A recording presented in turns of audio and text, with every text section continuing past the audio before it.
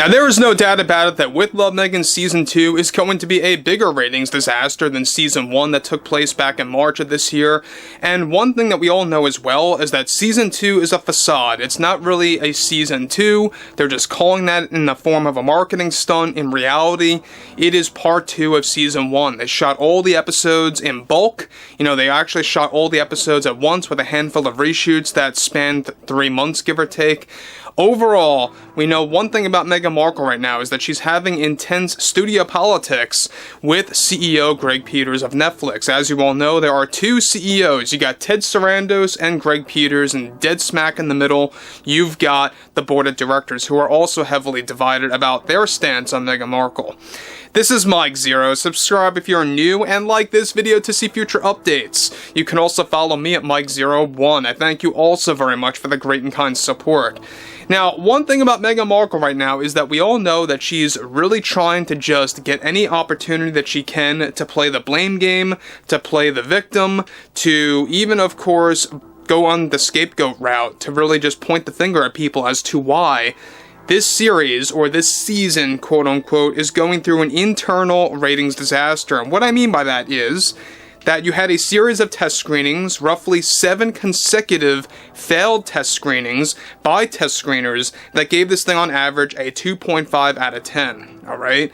And let's get into this specifically about all of this, of what's going on here, because she's already having these erratic moments toward Greg Peters. She's already actually getting very much intense with Greg Peters, and it's only getting uglier and uglier. Now, with the Meghan Markle Netflix series already going through an internal ratings disaster, as we discussed, one significant development going on now involves more to do with Meghan Markle going out of control with Netflix CEO Greg Peters, where she recently displayed her erratic behavior that erupted over at Netflix HQ. One crucial update to this situation now involves how Meghan had a very intense and heated argument with Greg Peters, the very CEO who is against Meghan Markle, who recently convinced the board of directors to initiate serious cost cutbacks for all of Meghan Markle's projects moving forward that will be considered one-off projects, not part of her contract deal. Already funds are reportedly being slashed in half for the Meghan Markle holiday special, to be exact, 61%, all thanks to Greg Peters for convincing the board of directors to save valuable funds for other upcoming Netflix properties that will be a priority in 2026 and 2027.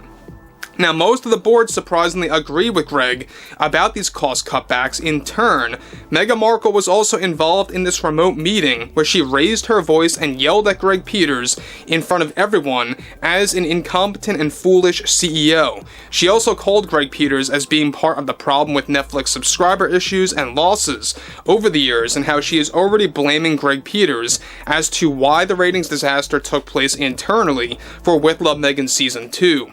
Now, to make matters worse for this entire situation now is that Meghan Markle also made it ultimately clear to everyone that she views Greg Peters as a misogynist and sexist who is encouraging her show to fail. The cost cutbacks for her holiday special are already and reportedly going to be severely diminished. How long the special will be and how it will be marketed to the world through social media and mainstream media are best described to be done in a minimalist way now. Meghan Markle's argument with Greg Peters reportedly got so intense behind the scenes that it rattled throughout the entire studio, where it was indeed the main conversation of Netflix studio politics that were talk, of course, behind the scenes and taking place after that emergency meeting was held. Now, Meghan Markle also blamed Greg Peters for choosing a biased group of test screeners to give her negative criticism in regards to her show. Meghan Markle, as it turns out, doubled down on the blame gaming technique toward Greg in order to play the victim in the worst way possible.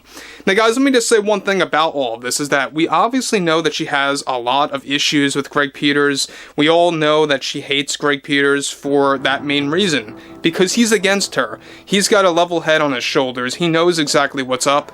He knows what's going on with the public's view of Meghan Markle, and the only reason why Meghan Markle, let's just call it what it is right now, the only reason why she got those one-off projects at Netflix is that she has something over at Ted Sarandos.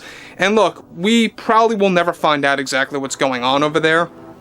Who the heck knows? But she definitely has something over him that he actually felt forced to actually cave and give her these ultimate projects for, 2026 and beyond.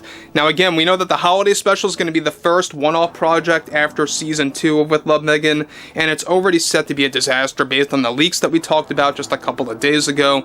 It is actually setting itself up to be even worse than the With Love Meghan series, but let's move on from that. Now continuing on, and how it already backfired, and of course she is now facing intense internal backlash from various employees associated with Netflix as well, where some cast and crew members don't even want to work with her again for the future specials and one-off projects that are in the works. The main reason for Meghan's stay, of course, is that she and Ted Sarandos, the other Netflix CEO, have a very close bond regardless of some intense creative and personal differences that they had over the months. Ted and half the board members did everything to keep Meghan Markle for a short while at Netflix. However, Netflix also wants to save money, which is why they agree with Greg in this case. So one thing about this entire situation for sure is that we know that season 2, it's going to be a very big ratings disaster. When you have internal test screeners taking part in the screenings and how they gave it a 2.5 out of 10 on average, that really does translate to the fact that the public is probably going to view it in an even worse case scenario, which, I wouldn't be too surprised if you go to Rotten Tomatoes, let's say around August 30th, a couple days after this thing drops, you're going to see a very low percentage score, quite possibly even lower than the first season, quote unquote.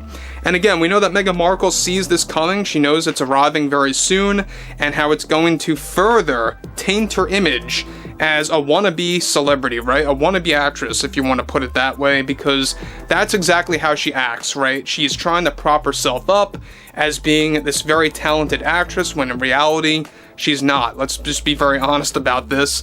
But one thing we know about Greg Peters right now is that he's having a lot of these different battles with Ted Sarandos, with the other half of the board of directors over there, that are obviously sided with Ted Sarandos, and it's an ongoing, struggle over at Netflix HQ. There's a lot of studio politics going on. There's a lot of studios that do, of course, engage in studio politics, right? A lot of creative differences, a lot of choices that are made, a lot of decisions that are made in the corporate ladder for financial reasons. There's a lot of things that go on over not just at Netflix, but this ranges for anybody, right? Whether it's HBO, whether it's Paramount or Universal. I mean, I can go down the list, further and further.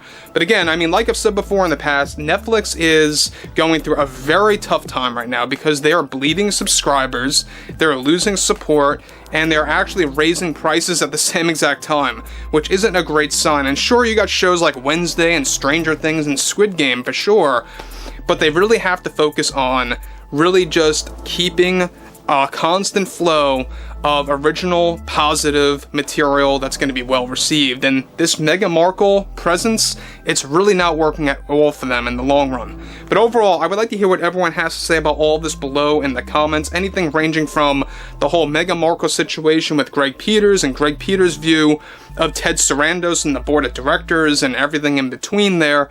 And if you guys did enjoy the content for today, make sure to drop a thumbs up on this video to support the channel, and I will catch you guys later.